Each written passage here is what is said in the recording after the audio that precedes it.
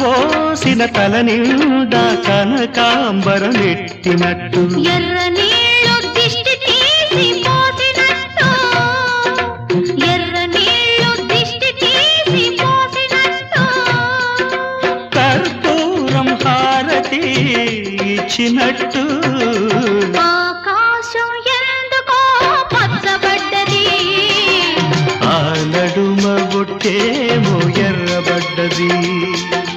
వీచే గాలుల తాకిడి సాగే గువ్వల అలజడి రమ్మని పిలిచే పైబడి